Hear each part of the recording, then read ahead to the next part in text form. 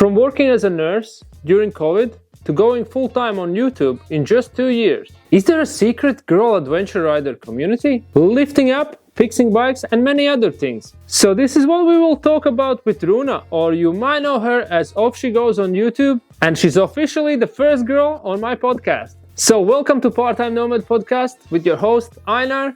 Let's start the episode. Runa, thank you for joining me. I'm pretty excited to have you here because you're the first girl. You're the first girl on my podcast. So, and I hope you're not the last girl. I hope there will be many more inspired by you. And so, the first things first, we're gonna get to know you a little better. I didn't send you these questions. These are quick questions that you need to answer. Like just say anything that comes in your mind, just quickly, basically like a quick answer to these.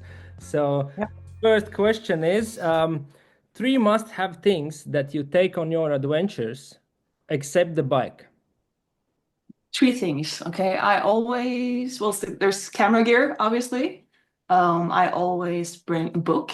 I enjoy reading, just to do like something completely else when I'm on my trips. And what else? Camping chair, maybe. Like I always That's have a good one. chair with me. I think that's the best comfort item gear item basically ever. Like I was really against them, like camping chairs. I thought like, who brings a chair? Why do you need a chair? But like after you take it, it's Such just like when you're stopping for lunch and just have somewhere to sit down and rest your back, and in camp, and like I sit around in camp and work a lot on my laptop, so it's just not a good spot to sit. And like simple things like wearing your boots or pants or anything, like just. And drinking beer is better, like you can, so better for everything. So it's worth the weight and the size and everything. So the second thing, 2 words that would describe your riding style. My riding style. And in 2 words. Careful and slow. Careful and slow, probably. Okay, perfect. So and then the third one is basically one bike that you would love to keep in your garage forever. It can be your current bike, but it can also be like imaginary bike, or like any like old school bike or future bike or whatever. Just let your fantasy go, basically. That's a hard one. I'm so biased though with Husqvarna, but I really love my Norden, and I kind of grow attached to them as well. Yeah. So I think just because it's been such a big part of like my journey as well, the whole process of being where I am today, I would like to keep a Norden just as Okay. I'll ask you in 50 years. So yes. Cool. Actually, like one thing whilst I was like preparing for this, one thing came in my mind that, do you know what Runa means in Latvian? No, but I think I've heard. I think someone said it. Yeah. Runa literally means speech in Latvian. And to runāt means to talk. Oh, I was like, okay. like I'm preparing the questions for you and everything. I was like, Runa, and it doesn't came up to me automatically. It's just like, oh yeah. Yeah. So That's how it's come, because I know it's a Norse name from Norse mythology, and in Norse it means secret. But then okay. there's runes. That's like the Nordic way of writing. So maybe it's connected some way there. I don't know. Oh, interesting. Yeah, I think it's always like fun to know like if your name have some sort of meaning. Like I know like my name is Einar, so it's kind of like in German, Ein is like one or something like that. So it's I don't know, Yeah, it's fun. maybe something. The next thing, like let's get to the real questions basically. So did you wake up one day and you thought, okay, I just gonna go and ride adventure bikes, or how did it happen for you? Yes and no, mostly no.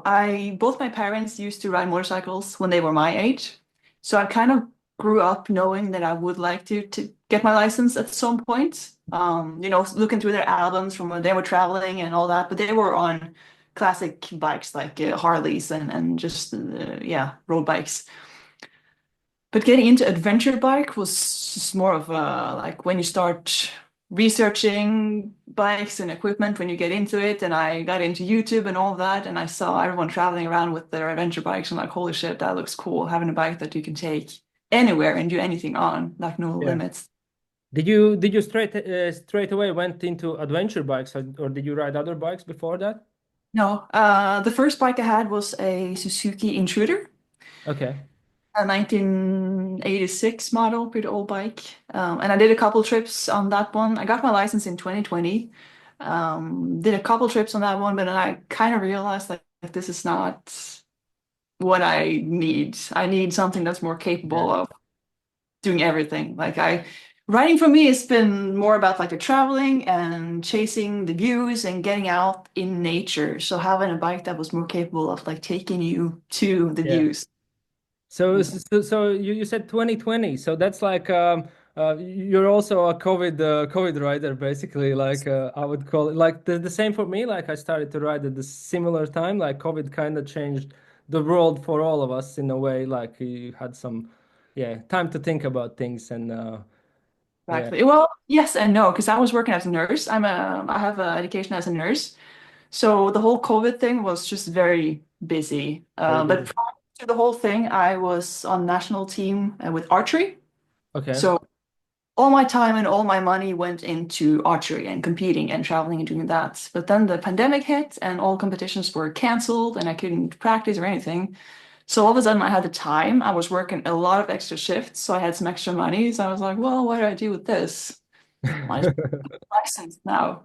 Let's buy And some expensive motorcycles. Yeah. yes, the money's just like burning in my pocket. I have to do something. I'm pretty restless. Like I need something to do, like other Yeah, than yeah. And I think, like adventure bikes, they're great. They take you out. They give you a reason to see places that you probably wouldn't go there like walking or just driving with your car. You probably wouldn't go to those remote places and there they're wouldn't like be a reason to go there. pan on them. They're most of them have quite all right comfort. It's like there's you can have everything in one bike, so why Yeah. choose something else? And also you can cover some distances Yes. even with a small CC adventure bikes or large, like it doesn't matter. You can still like do the same thing as road bikes. Um, what exactly did get you excited about adventure riding when you started? Like like there is the COVID options where like go for a walk, buy a dog or things like that, and but you got into adventure riding. Was there like an influence for friends from friends or? No, not really. I didn't have any friends really at the time who had their license, so it's more like something I did for myself. I always enjoyed outdoor life and camping and hiking. That's always been like a huge part of my life growing up. So I think it was the way that you can combine adventure riding with being outdoors and camping Yeah. and like the mountains and getting away from people, riding the desolated roads and just yeah, I think it's the whole combination of. Yeah, was Husqvarna the first bike for you, or how did Sorry? was Husqvarna like 901? Was it the first bike for you as an adventure No. bike, or? The very first bike I had was a second-hand KTM 790. Okay, Uh, that's yeah, quite big as well. Yeah, that's good. That's quite a big bike, anyways. Yeah. yep. And then I had a Tenere 700 for a year, and then I was contacted by Husqvarna. Like, hey, Okay, cool. Yeah, that's quite interesting. Like, yeah, I want to hear more. Basically, that's quite interesting. Like, because you went from 790. That was 790 was the not the R version, but the normal one. Yeah, like the. And then you went to Tenere, because everyone went to Teneres. Like I'm guilty to that myself as well. Like I was quite late in the Tenere game, but I'm still riding Tenere now. But so you went to Tenere. What was the reason for you to switch from 790? I had no plans on changing, but I ended up going for a weekend to like a motorcycle gathering where you could test ride all different bikes. And I've heard all the fuss about the Tenere, so I was like, oh well, I'm gonna try it. I had half an hour. I got on it. It was just like, click this. I need this bike. It Yeah, was, yeah. It's such a fun bike to ride, and I sat comfortably. It was just everything about it was great. So I ended up, oh well, let's change. I sold my old bike and got that one yeah. instead. Yeah, so you know, like Tenerife, like for me, it feels like it wasn't a love from first sight. Basically, the Tenerife is kind of, it's a like when you think about it logically, it's quite a heavy bike. It like it's quite top heavy. Like you can feel it like like way before I bought my Tenere. I had a 690 and like I went to like my friend's garage and he had like bikes lying around and I tested like like people were talking about the front heaviness and I tested Tenere, how like poly basically how does it feel when you like turn it slightly on one side and it was like basically you turn it a little bit and it kind of like falls and I tested BMW 1200 or something like that, and that was even better. And I thought like, no way, I'll gonna get Tenere ever, like ever, like Tenere is a no-no for me. And then I don't know, like some time passed, I tried it again, and like when you're riding it you don't really feel it that much. You do feel it a little bit, if but it's weirdly like it's weirdly great bike. It It's nimble. It's very like even on asphalt and curvy roads, and like it's good for yeah, everything. and It's a pain in the ass to pick up though when it lays flat. yeah. I had to practice quite a bit because it's so top heavy. Yeah, It's and they fall. They don't fall like KTM's like 790. They fall on the fuel tanks or like, and it flat. just falls like basically ding down Yeah. like as deep as it can go in the sand, yeah, or somewhere. And if you're unlucky, you may even have like a downhill and you're oh Yeah, yeah. yeah. But But yeah, you get used to it.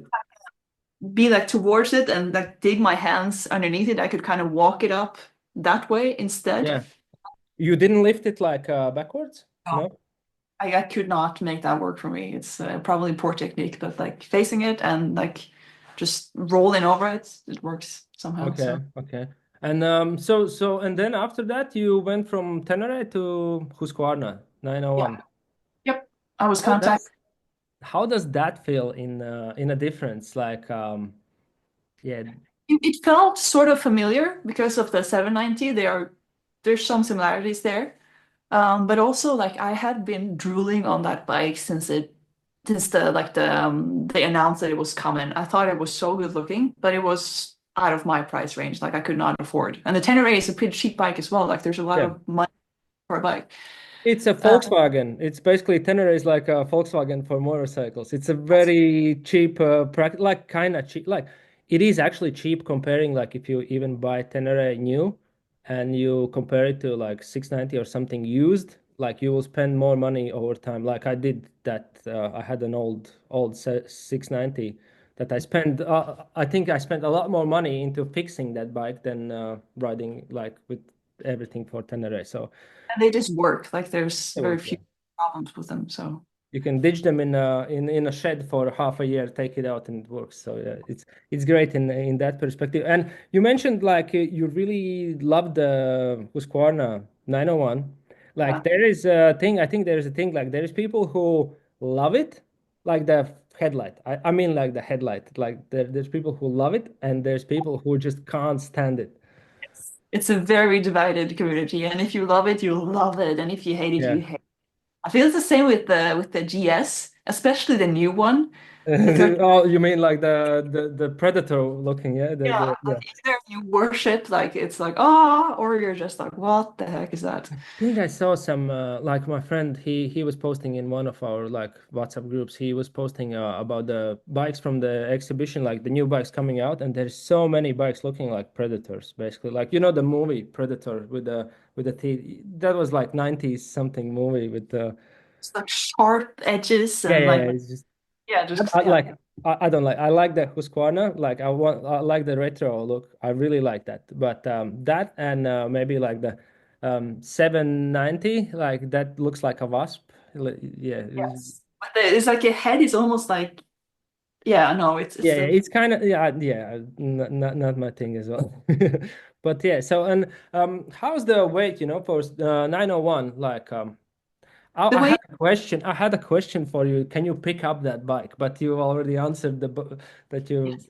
with all the explanation how you do it. Yep. But how does it But feel like when you fall when it falls over for many times? Like you can still do it, right?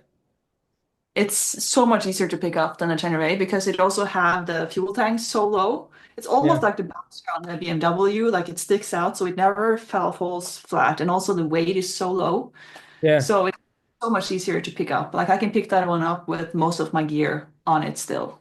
yeah. Um, and I can pick it up like the right way with my back towards it. So So yeah, all the it's guys listening to this who are complaining that their bike is too heavy to lift lift it up, so there's a proof. Yeah, it's practice though. It's yeah, technique. Like it took me a while to get it, and it's still something I just take your bike out, lay it down flat, and then practice picking it up. It's yeah. yeah. I think that there's like it's not only the power of the muscle power basically. It's also the technique how you do it. Like You each can't person has do that just with brute force, but yeah. you can do that so many times, and then you're drained. And if you go a day and you drop it several times, you need to be able to pick it up like multiple times without straining yourself or damaging or like hurting yourself Yeah. as well. So yeah. I think the best way to do it, like if you can't lift up your bike, like if you can lift up your bike, you just ride and let it fall and practice practice that way. But if you don't if you can't lift up your bike, basically the best thing probably would be to practice it at home. Just put it down in the grass or somewhere, like just and And find ways to work around it. Like I have, for example, a strap attached, usually always pretty low on the frame. okay, So I can reach like under and really like get a good grip pretty low on the bike. Because having like when you lift from the like seat height, it's you lift it a certain part and then you kind of lose.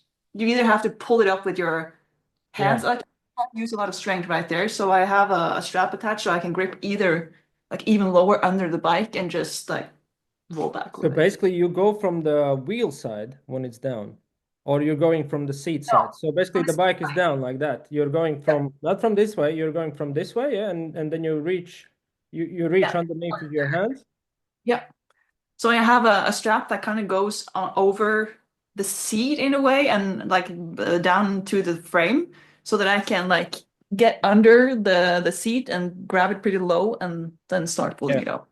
and you push it up with your like you said you push it up from like facing the bike, right? Or You know, with my back towards you're it, back, yeah. So you my butt on the seat pretty much, and then just like walk it, try to okay. walk it. But some days it's really easy, and other days it's pain in the ass, but it's practice. It depends on your energy levels. Usually, they're like And sometimes I just like downhill and a wrong angle, and it's yeah. very much heavier. But yeah, Then it's obviously always good to like just pull your bike around, like just yep. you'll scratch it a little bit, but it just You need to get it out, like especially if you're traveling alone. Like even if it means pushing some stones underneath it and taking off luggage, and yeah. just find things that works in your advantage. Let's talk about the traveling part. So you're so you do you prefer like traveling solo or riding with friends? Solo. Solo. It's Okay. always been my, it's like from the very beginning, I always enjoy my own company very much. And starting Yeah. out with, I didn't really have anyone to travel with me either. So I just started off doing it on my own. And as a beginner, I found it very nice that I was able to like decide the how fast I wanted to ride, how many times I wanted to stop, what distance, what kind of roads, and just without having to like push my limits and ride over my abilities with more experienced people. And there's not a lot of people that you can ask like, "Hey, do you want to come along and like go to Iceland?" Yeah, yeah. No, it's just yeah, it's a lot of money and it takes time, and people have usually other priorities. So I'm not going to sit around and wait for someone to join me. I'll try to do it on my own, and I very much enjoy doing things on my own Yeah. as well. Do you ride much locally or not really? I do. I ride more than I post on social media sometimes. I have quite a few trips, like just day trips that I do for myself that I don't necessarily have to post about. So Like when you're riding more locally, then it's easier to get people to ride with you. Obviously, it depends on your working schedules for people and things like that. But then for me as well, like if I go somewhere abroad, most of the times I have to do it solo. It's just easier that way. And it for is. me, I feel. I feel all right, like doing it. You're Like not really alone either. Like there's usually all like when you stop, there's always someone approaching you asking like, "Hey, what are you up to? Where are you going?" And I yeah, think that's another thing. Like basically, like when you're alone, you're more approachable. Like when you're in a group, you're kind of in a party already. You have your own inner party. You're basically like dancing around with these bikes all over the place, and you stop and you talk to each other. But then when you're alone, you kind of people start to approach you, and it's easier to get to know the locals better. that's a Have you ever felt like scared whilst riding? As a uh, solo rider? I would like maybe as a solo female rider or maybe like in general as a rider. I felt very few times scared. Like trying to think like when that would have been. There was one episode like on when I was traveling New Zealand last year, about a year ago, and it was just about the time where we were starting to hear about what happened with Fernanda and Vincente. I don't know if you heard Yeah, about that. yeah. And Yeah, they were, I remember that. That was basically for the context. Fernanda, she was traveling together with her husband in India, and I don't know, they were camping or something like that, and they got she got raped, and the guy he got like yeah, like a bunch of people came and attacked them. yeah, basically like a group of guys attacked them. So, but yeah, At the same time, there was stuff going on in New Zealand where there was like a father and son who had been attacked and their bike stolen, and there was something going on, I think, in Mexico. This like there was just so many news at the same time about shit happening. And I was at this campsite all myself. They have these unmanned campsites in New Zealand, like dock campgrounds. There's no others there. It's just like a toilet and some running water, and you just leave some cash there. yeah, It was by the side of the road, and I was camping kind of behind some bushes there and fell asleep. And I woke up in the middle of the night by a couple cars just like screeching into the campsite there, and just doors been thrown open, and people were yelling. And I was just laying there like, please don't notice me behind this bush. yeah, Had this fear in me from hearing all that stuff. It was just uncomfortable. I just, yeah. yeah. Did And you know like was it just like the people just arrived for the party or what I have happened? no idea because there was no music. It felt like it was like they were arguing or fighting about something. It was just multiple people, and there was yelling, and there was like they were revving their cars, and it just Okay. felt it was just uncomfortable, but it was fine. Yeah, it sounds like from a movie scene or something. It's just- Yeah, I was just like behind the bush there, like please. It was pitch black dark, so they only had to kind of turn their car with the headlights on, and my white tent would have just ding. Here Yeah. I am. But, they didn't, so. Yeah, luckily, and any other experiences like I mean, with have you ever been scared like when you're going somewhere off road or somewhere, and for example, if your bike something happens to your bike or something like that?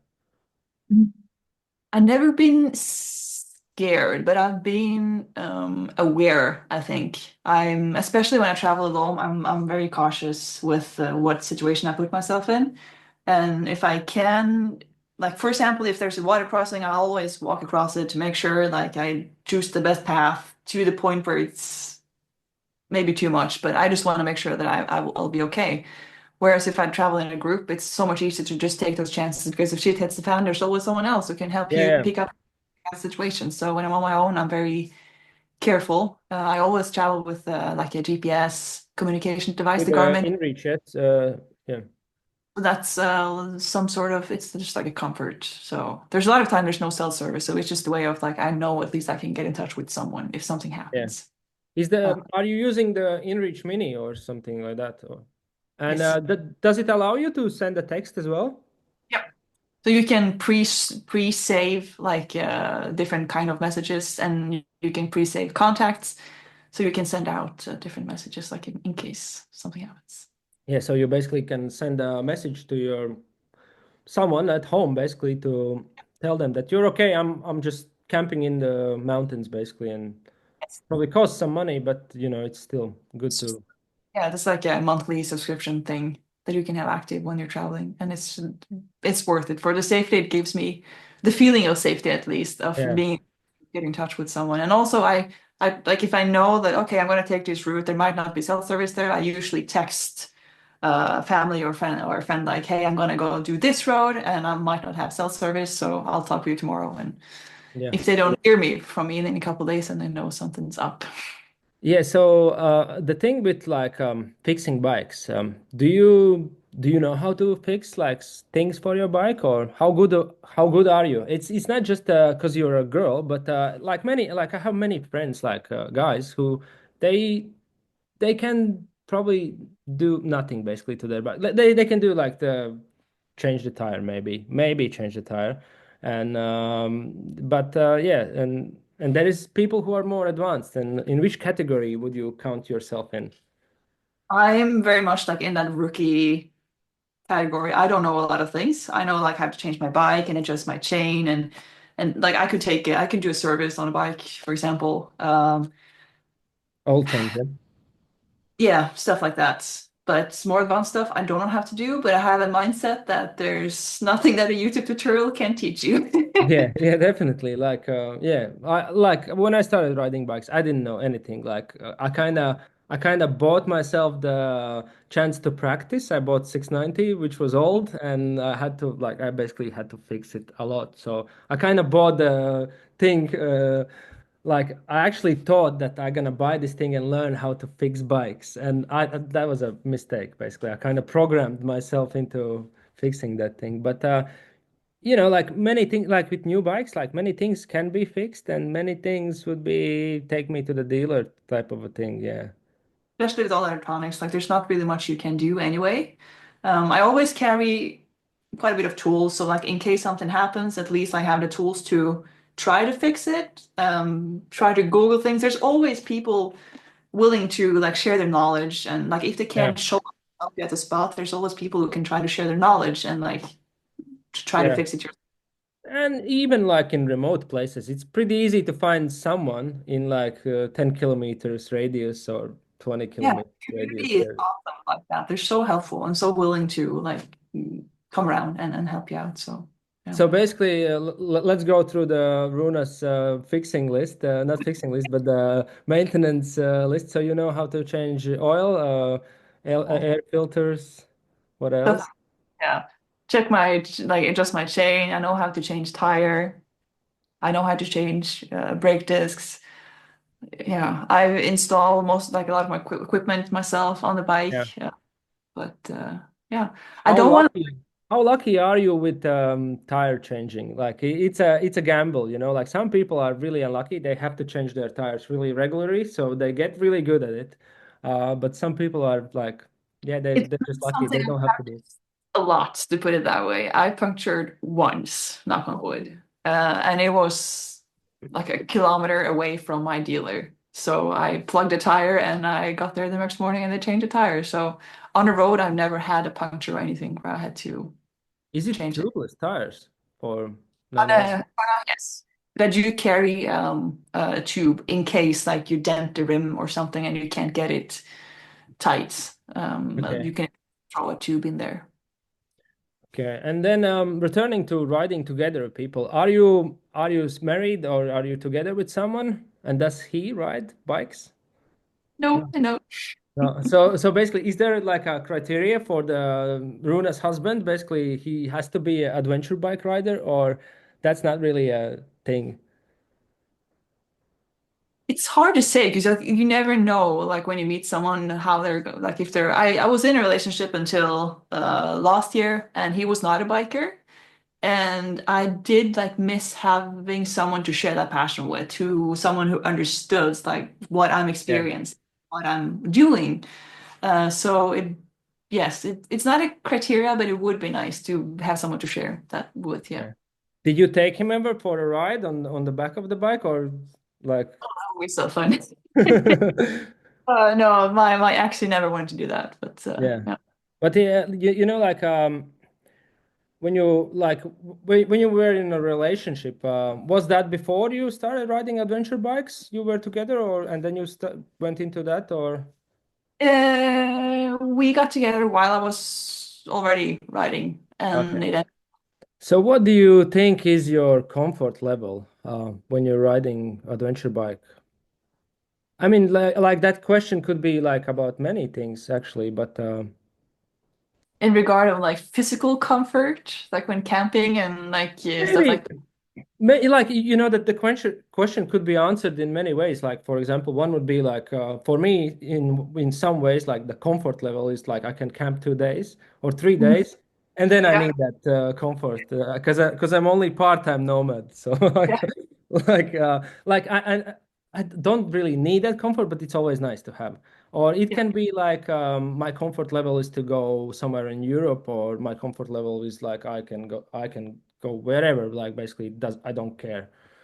yeah. It's many ways to interpret that. When it comes to like camping and stuff, I'm very comfortable camping. When I was in New Zealand, I was there for a month. I think I had 4 nights in a bed and the rest was in my tent. The comfort that I missed was like being able to take a shower in the evenings because I think there Yeah, was one where it was like 30 degrees. I was sweating like a pig, and it was almost a week where I did not have a shower available. And you're yeah. just there, small streams like trying to wash off. And but yeah, it is what it is. That's also a good part about traveling alone. Like there's no one in your tent when you're Yeah. Like like when you're traveling together with someone, you all stink. Like after the third Yeah. day, like after the second or third day, like everyone is smelly. But then when you go to some town or somewhere, then yeah, You just become more aware that's of the like worst most. That's the worst moment that you're the smelly group coming in, or but like I think it's kind of like a part of the adventure, even like like when you're camping for many days, and then I'm not really into cold swimming. Like it's like the trendiest thing in YouTube or everywhere. Basically, take a cold plunge. I don't really like it. I don't like, and people think that people who are from colder countries like yours or mine will all enjoy it. No, no. no way. Like I I used to say like I'm the worst Viking ever. I get cold so easily. yeah. Uh, yeah, but I there's been a few times where I've jumped in the lake just to like feel like a little bit cleaner. Yeah, But like but yeah, the other thing what I wanted to say, I do that in like mountain lakes, and like when there is a chance, like especially like riding with some riding buddies that enjoy that. Like I have one friend who's like, oh yeah, let's go for a swim.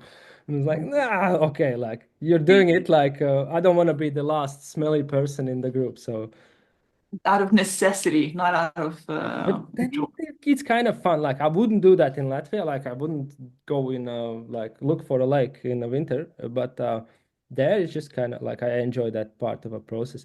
And then if we talk towards the comfort of like going places, like is there like how do you take it? Like the how do you decide the country you're going to? Or Um, I always said to myself like I travel because I enjoy doing it. I'm not gonna put myself in a situation where it's not enjoyable anymore. And if that's not feeling comfortable at the place where I am, where I feel like it's not safe, or I'm not going to do it because it wouldn't be enjoyable. So why would I?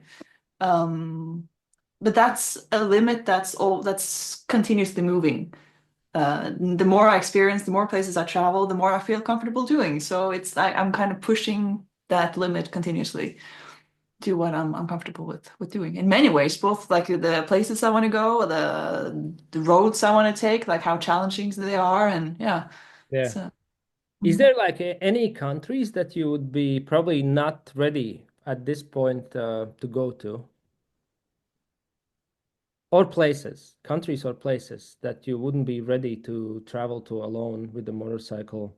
yeah, I don't think I would feel comfortable like traveling to the Middle East right now. But I think I'm still so much influenced by news and media in a negative way because everyone you talk about who has traveled through there say like it's the nicest experience, it's the nicest people, and everything you hear in the news is just bullshit, pretty much. Yeah. So I'm very well aware that how I see the world is not necessarily the right way, and I need to get out there and experience myself to see what it's actually like. So it's Yeah, I'm but, it's kind of like to see it, you have to experience it, and it's kind of scary to to It is. experience it if you haven't experienced it yet. So you can only either rely on what people are saying on news or like other travelers who have traveled. And it's a tricky one for me as well, I would say. Conversation with Kinga. I met her when I was in New Zealand on her bike, Yeah, and said that, like if you ever want advice from someone to go somewhere, don't ever listen to advice from someone who hasn't already been there. And I thought that was very well said. Like if you're researching going to a place, talk with someone who's out already been there and experienced it, and not with everyone who's yeah, just sitting and like, you know, yeah. researching. That would be like listening from me. Like I would say, I don't go to Iraq or Afghanistan. Like it's dangerous. Like I haven't been there. Like I have no opinion. Like I actually would love to go there. Like I'm hopefully soon, not soon, but experience it myself. And talking about girl community, like you said, you met with Kinga, and you have met with other riding girls. I saw like the stories with another girl who visited you. Yeah, like Another Moto. Yep. yeah. So how is the girl community? Do you have your own like secret WhatsApp groups where you hang out? Well, I'm not sure if I should be like the one to talk about this because I keep very few friends. I have few and very close friends, but I'm not necessarily part of like a girl community. I'm not part of very like many communities in general. I think I try to keep to myself a lot. But I know that the girl community is good and they're good at taking care of each other and exchange experiences. And that's sort of what the few people I talk with as well do, talk about experiences with traveling and all that. And there might be some group chats where we Okay. Where you do it. communicate. So what do you talk about? Like, so is it like Trans-Euro Trail chats, like when you talk about oils and tires and things like that, or Exactly. Well, it can be like we always discuss those of gear and tires and yeah, bikes and like, have you tried this? What do you think? Blah blah blah. Because it's something about hearing the experience from someone who ride more like in the same way you do with things, regard or like from yeah, someone who rides a lot harder. So, but also just a place to vent about the comments and messages and yeah. all that you get. Yeah, that's yeah. You mean like comments and messages from other riders, or like in general? Yeah, just like the men in your Just the inbox. men in general. So how do you feel like? How do men take you as you're the girl riding a adventure bike, and It's been very nice. I get very few nasty comments. what do you mean? It's It's like nasty. Have you had like nasty comments, like people? dick pics and the whole thing in my inbox. It's Yeah, but and a lot of marriage proposals and people. So I'm very careful about not yeah. sharing exact location because there's a lot of people I know that wants to know where I Okay. am. But it's just a matter of being a little bit careful. But in general, people are all very supportive, and I don't think there's a huge difference in between like female and men on Yeah. bikes in that I regard. They think, like the people who are more serious into this, like they don't really care. Like as long it's as you're a bike it's rider, like another person just riding a bike, and it's just no difference. And it's really impressive, like that uh, that a girl can do it, like, and some guys are complaining about it and like not be able to do it. It's just and um, that's the few people that do leave some ugly comments sometimes. It's yeah. maybe it's them who's insecure who wish they would do it themselves. Like the few like comments I get is it's tied to like your bike is not dirty enough or you don't ride fast enough or stuff Yeah. like that. You pack too There's much. a really good saying, you don't have to be good at any of your hobbies. And it kind of like it just it kind of changed my way of thinking of things. It's just I'm always trying to be like, oh, not good, but like, oh yeah, I need to be better at riding bikes. But I don't really need to be better at riding bikes. It's my hobby, like just Supposed to be enjoyable. It's supposed to be something you yeah. can do for fun. Not As long something. as you enjoy it, like some like I love the challenge. I love to go off road. I love like I don't particularly love like the riding off road or riding fast. I love the challenge. Like it can be the challenge can be to go from Latvia to Greece with an old bike, or it can be like it can be anything. I love the challenge of it, and it's Yep. me. You know, like you like other things. Like what actually do you like of the adventure riding? What how is it for you? Like It's the whole package. Like mostly I really just enjoy being outdoors in nature yeah and all the views and the mountains and the camping and all that. But like you say, I also have started to enjoy more and more just the challenge of riding itself, like doing yeah some more challenging trails and stuff like that where you get your pulse up and it's yeah, just have fun with the bike. And the more you do it, the more skill you have, the more fun it becomes because you're not so yeah. scared of, ooh, what if I tip over or get stuck or yeah. How was the sand in Latvia? Oof. It was horrible, but I wasn't able to turn off the traction control on the Yeah. bike. So the moment I got in the sand, the wheel just then Yeah. I You but know, it's like with sand, it's kind of like love and hate. Like you hate it at the beginning, like it's not love and hate. It's hate and then love. yeah. You hate it at the beginning, and then you, when you get a hang of it, it becomes like for me. I don't know. I can only talk about myself. For some other people, it might be different, but for me, it was kind of like I hated it, and then it become an addiction. I hear everyone say that who's like who like sand riding. It's like in the beginning it's just a pain in the ass, there's no control. But when you get the hang of it and you dare to just give gas, it's I would say it's the best surface to ride yeah. ever. Like I'm still part of sand, but I'm hopeful that I'll be part of the loving sand. I think the Um, best thing for you, like just rent or something, get a smaller bike, just get a hang of it, and then when you get on a bigger bike, just forget that you are on a bigger bike. It's just the mindset, and then it's fine. And you that switch of like you have to have be to able switch to. it off. Yeah, you can't go like you can go slowly, but you just can't release the throttle basically, and it's just it's like surfing. It's just yeah, it's fun. It's fun. But with everything, it's practice and getting used to it and feeling more Yeah. comfortable with it. So So, yeah. maybe if you're coming back to Latvia, then yeah, there will be some some practice scenarios.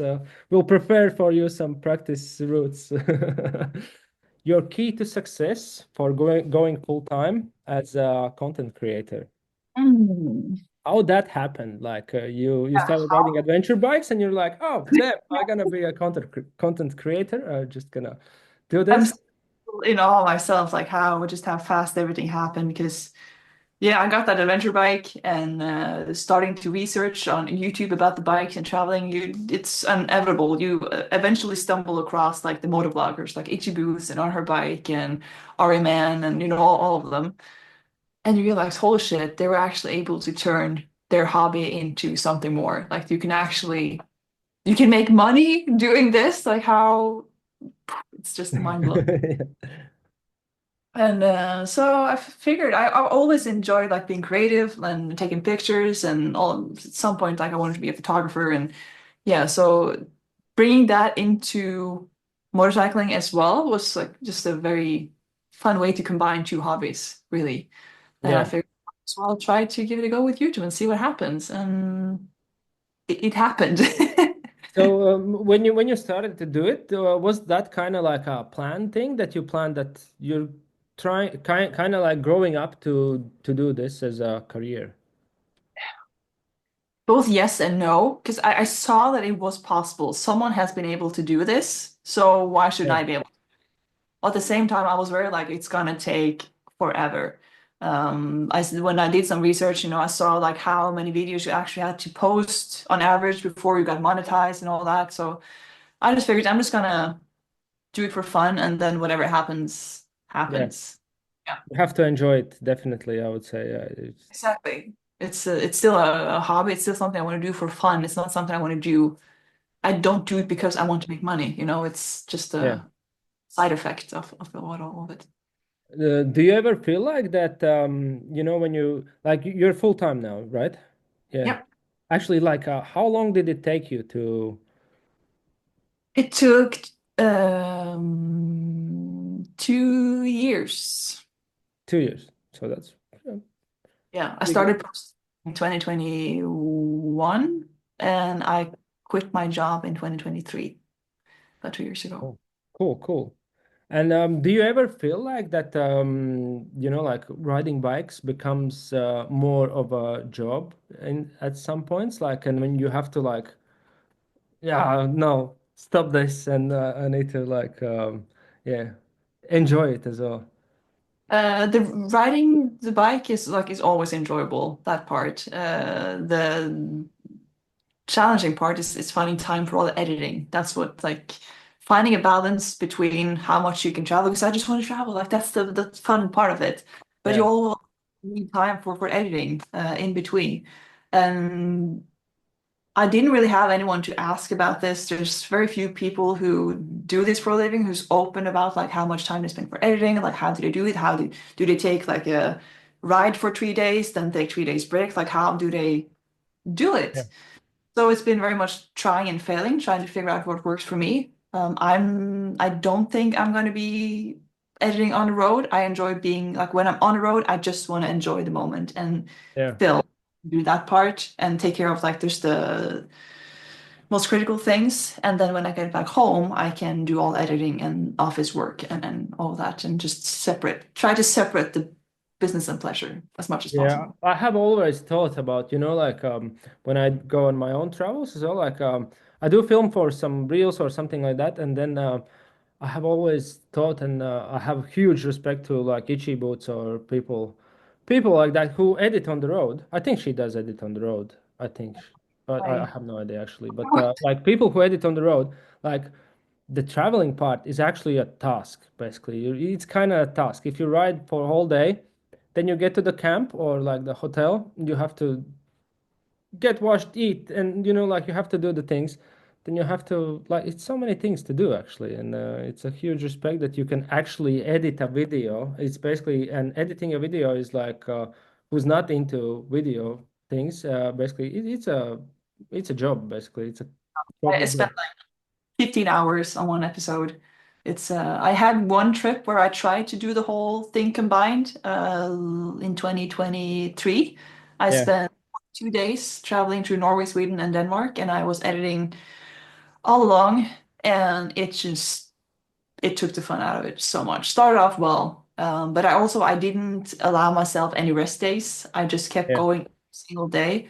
So you end up working from the moment you open your eyes until you close your eyes. Like you start your day with answering comments up to the Instagram, then you start filming, and then in the evening, as soon as you get back to camp after a whole day of riding that you're already tired from, you yeah. sit down and edit and do all the all that work. So I was fried, absolutely fried at the Yeah. end.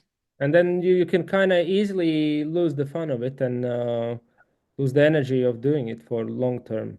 But how do you do it now? Like, do you have like your own strategy of riding 3 days and resting or something? Still very much in the process of figuring that out. At the moment, I'm still like out traveling, and then I do the editing when I get back home. I try to keep up with editing while I'm on the road, like to finish up things before I go, so I can post things while I'm still on the road, and maybe like finish the last little details when I'm out traveling. But I think I'm going to try to continue not editing on the road is the plan. But Okay, oh cool. no, it's a work in progress. So moving forward, what would be your dream location as an adventure rider, or maybe a challenge for you that you would like to achieve? I have one country that's been on my top of my list for a good while now, and that's Georgia. Georgia. Yes. Okay. Absolutely. Like it has everything I want with the few people, and there's all the mountain, and there's the culture, and like the whole Georgia just looks absolutely amazing. And the whole trip of getting there as well, riding through Europe and through the Balkans and through Turkey, and then getting up Yeah. there in an epic trip. That actually you possibly changed my tripping plans basically just now because like I have this I have another bike basically which is now it's in Greece and my plan is to it's basically like an long story short it's an old bike that I bought after Auduro Scout. I didn't have any idea that I'm gonna be traveling like last year or something. I just after that, somehow bought a bike, and I thought I'll just gonna take this bike as far as I can. And it's now in Greece. And the plan is to go to Turkey because Turkey is like perfect with Cappadocia, with all the canyon riding, and there's like caves where you can ride through, and it just looks amazing. And Turkey itself is like the destination. And I was thinking to leave my bike in Georgia afterwards. But the tricky part with that, it's you can only live there for 3 months. You can leave your bike, and that would be I would need to leave it over the winter. So now I'm thinking about the plan B. But Georgia is now probably on my list to travel as well, because I was thinking like leave it in Georgia and then maybe go through like my goal would be to go to India one day, and Mhm. maybe this is the time Yeah, that, yeah. to do it. And yeah, it's So much. And also the Balkan countries with Montenegro, with Slovenia and Croatia, Montenegro and Greece, and like all that part yeah. looks, and yes, Albania. You see more and more pictures from the Trans-Euro trails and adventure Yeah. tracks. It just looks Yeah, epic. like we were in Albania, like the Balkan. There's like you can do like a circle on the TET around like the Balkan borders, and yeah, it was brilliant. It is quite challenging though. Yeah, Very, I would very, advise to probably go with another person to do yeah. it. I've With seen some of the videos from other people traveling there. I'm thinking like, nope, I'm not doing it's that. quite a challenge. Yeah, it's we were four of us. Like I was on 6 9. Yeah, it's yeah. I would advise to have another person with you there. Yeah, it's a tough one. It's a tough one. There's lots of rocks and like steep climbs and things like Yeah. that. But Oh, so fingers yeah, crossed. let's get to Instagram questions. Mhm. If maybe you have another location or challenge that you want to share. There's so many though. Like I want to go everywhere. Asia as well with Vietnam looks absolutely Yeah. stunning. I want to go back to New Zealand. I want to go to Australia. I want to do everything pretty Would much. you want to go to Vietnam with your own bike or This is the part that I don't know. Like option, like yes, I would like to go there with my own bike, but if that's going to be possible, I don't know. But yeah. It always starts with like this, oh, maybe Vietnam, and then you're like, oh, yes, I'm just starting to like put things together. tendril of a dream, and then you like sort of put things together, and all of a sudden you have a plan, and you can Yeah. just And you feel, oh, mad, I'm here, like that's the thing. So yeah, best of luck with those. Yeah, Vietnam sounds really good. Georgia as well. Like, yes. it's on my radar now. Like, I'll be Googling this. So I'm checking the Instagram questions now for you. There are quite few. Let me see. Let me find them. Um, are the Trail Max raids good on Swedish, Norwegian roads? Yes. It's yeah, they're great tires. I've been traveling with them for a couple years now, and they are very good 50/50 tires for both off-roading and tarmac roads as well. I'm gonna try something new this year though, but that's still not it's news to be shared at a later date. So I'm gonna Okay, try you, some. you can't share this, yeah? You can't share this. Okay, okay. That's a secret. We'll watch that. What events are you going to attend this year except Outdoor Scout? Mhm. Like I'm just yeah, yeah. Well, I know for sure that I'm going to go to Stockholm in March. They have like this first edition of Adventure Expo thing that I want to be at, and I've been invited to the ABR Festival again to speak. So I'm going to go there in July. And other than that, I there's some loose plans here and there, but my plan this year is to not have too many plans because last year I wanted to do everything, and I ended up being on a road for a long time Yeah. doing a lot. So I was exhausted at the end of the year. So this year I want to do. I'll just see where I end up.